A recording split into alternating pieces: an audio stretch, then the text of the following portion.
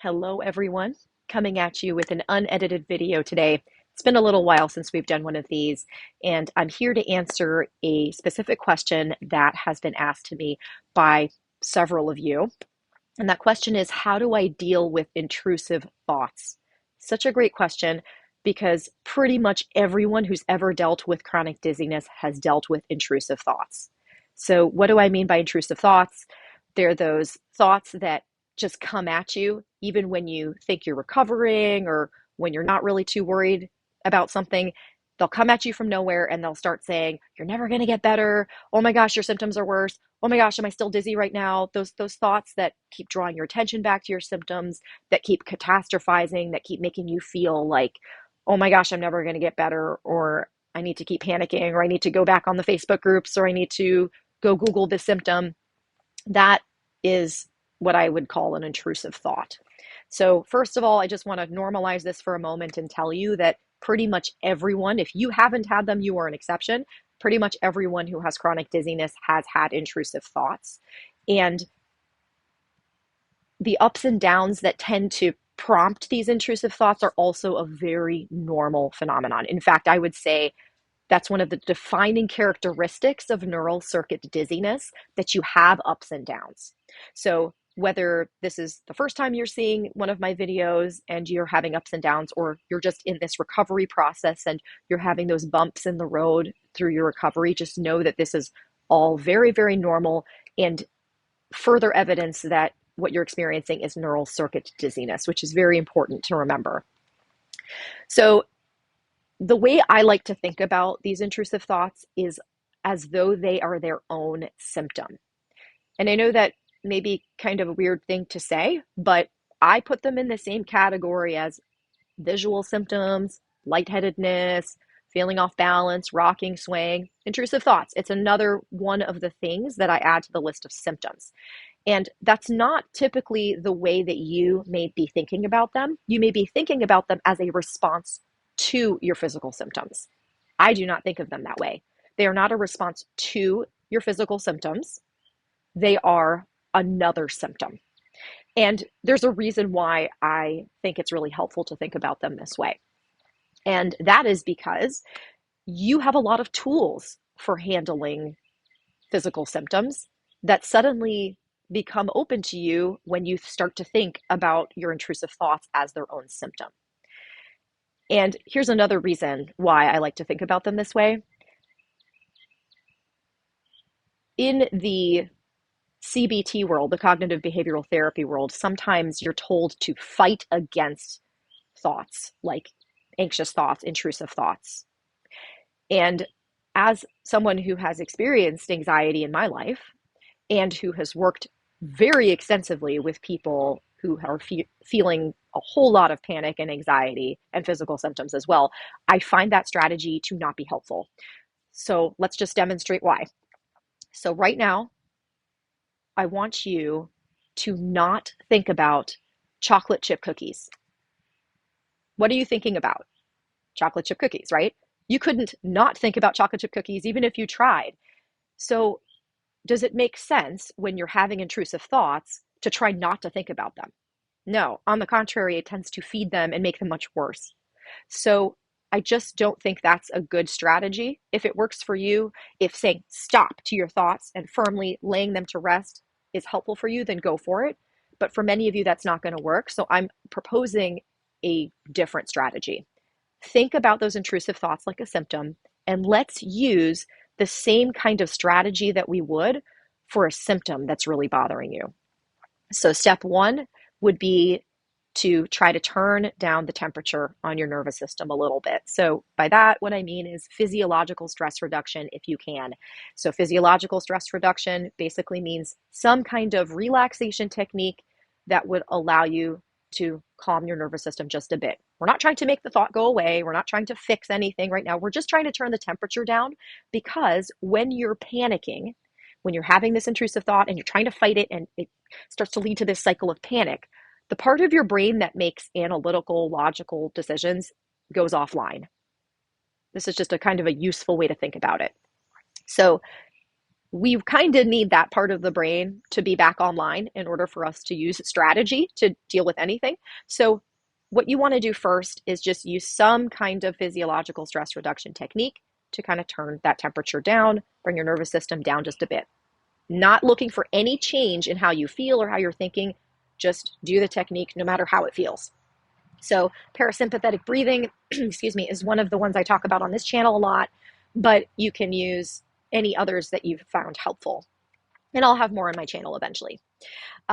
So, step one, turn the temperature down. Step two, lean in, turn toward the thought. So, completely counterintuitively, instead of trying to fight this intrusive thought pattern that's just coming at you and yelling at you and making you feel miserable, turn toward it and focus your attention on it. So this is very similar to somatic tracking for a physical symptom. If you like somatic tracking, use the track. You can even use the somatic tracking track to follow a thought. Although if you can do that for 10 minutes, you're a marvel. Most of the time, I can't keep my thoughts on a thought for 30 seconds, if not in 10 seconds even. You can use a somatic tracking track, or if you've already done somatic tracking, you can just kind of use that approach. Okay, so instead of fighting this, instead of trying to make it go away, I'm just going to watch it. Does this thought have a particular image associated with it, a particular voice? Does it have some kind of texture? Does it have some kind of color? Maybe nothing. Maybe you don't imagine things that way. That's fine. You're just looking at the thought and focusing your attention on it. And here's what's going to happen. You are going to realize that your brain doesn't like to think about any one thing for too long. It only does that when that thought is being fed. If you're actually trying to focus on a thought, very quickly, you're going to start to see that thought start to come apart. It's going to disintegrate. And it might come back, and then you're going to watch it again, and it's just going to disintegrate. And this, by the way, is kind of one of these fundamental characteristics of meditation. If you've ever tried meditation, you know that if you try to sit there focusing on your breath, every half second, suddenly your mind is on the weather or things you need to do, or, oh, wait, my phone. Do I have my phone? Oh, right, my meditation timer's on my phone. I mean, seriously, this is how meditation works. You don't have to meditate, but this is just one of those fundamental characteristics of the brain. It doesn't hold attention on things for very long unless there's a reason for it to do it. So if you actually try to focus on the thought, it's going to disintegrate and it's going to lose a lot of that scariness, a lot of that panicky, a lot of that craziness that's associated with it. If it does or doesn't, though, you're neutral.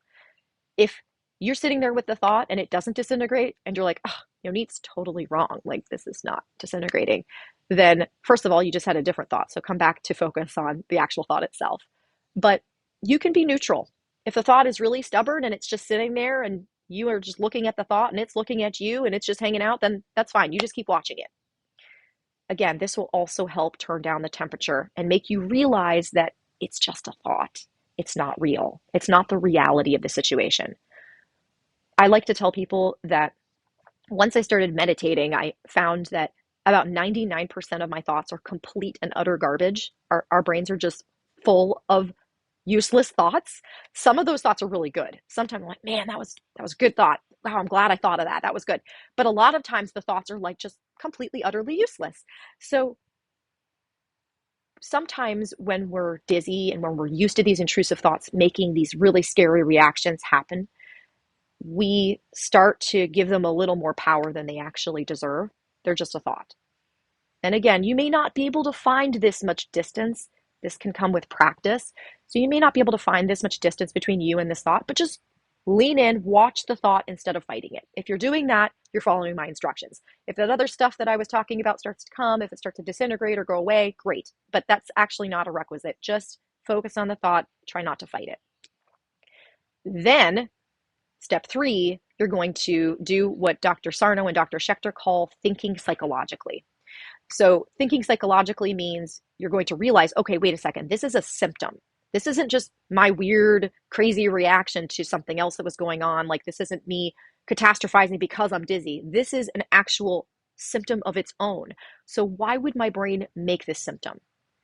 And generally, the answer is your brain is trying to keep you away from something else that it finds more dangerous. So maybe a little bit of a different way of thinking about this than you've thought about, but think of that intrusive thought as your brain trying to protect you. It's drawing your attention towards something else because there's actually something even more dangerous going on in the background. And that is usually an unmet need or some kind of emotional pain.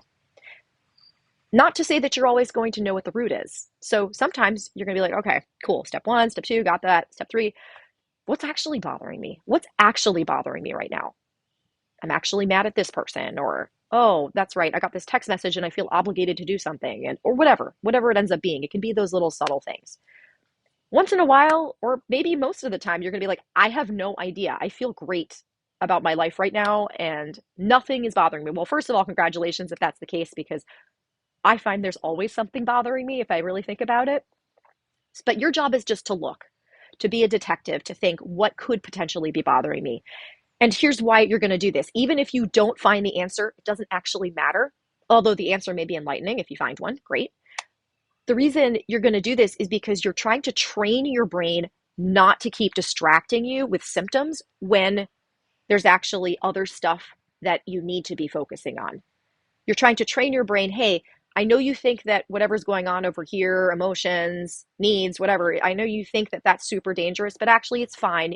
I'm going to always turn my attention back to those and deal with those so you can stop making these symptoms now. So I hope that was helpful. Let me know what you guys think in the comments. And if you like this video, please share, like, and subscribe. As always, you guys are amazing. Thank you for tuning in. I'll talk to you guys soon.